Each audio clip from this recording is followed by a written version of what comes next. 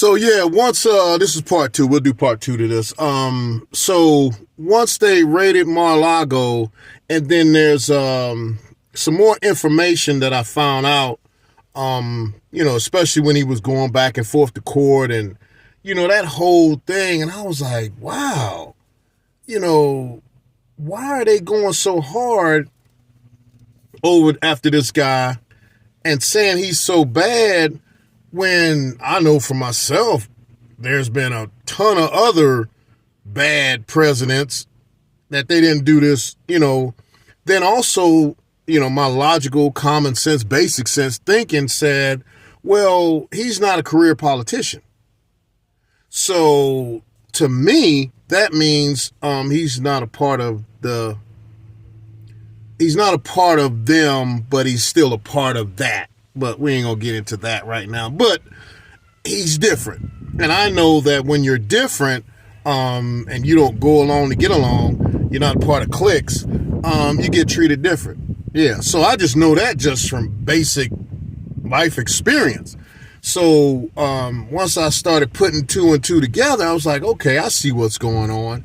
And then he said, drain the swamp. So that whole slogan, when he was saying that, I was like, okay, that means there's some corruption, a lot of corruption going on, and he's wanting to expose it or, get rid of it. So it was just certain things over the years that got me so interested as I am in it now, because before I just never cared at all, not even a little bit. I just didn't. And two, once you really, mature in your life and you settle down and you start reading more and studying more, like, books. Yeah, we like books.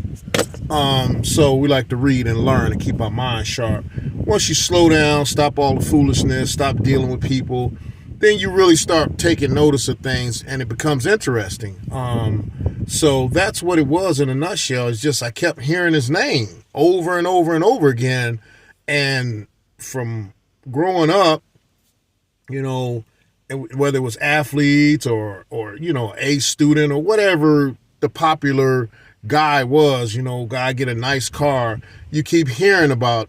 And so because they're the man at that particular time, it's their turn to be the man. So you always keep hearing it.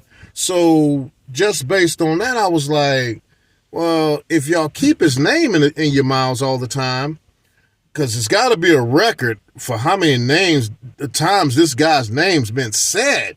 Like, really? Can somebody try and count?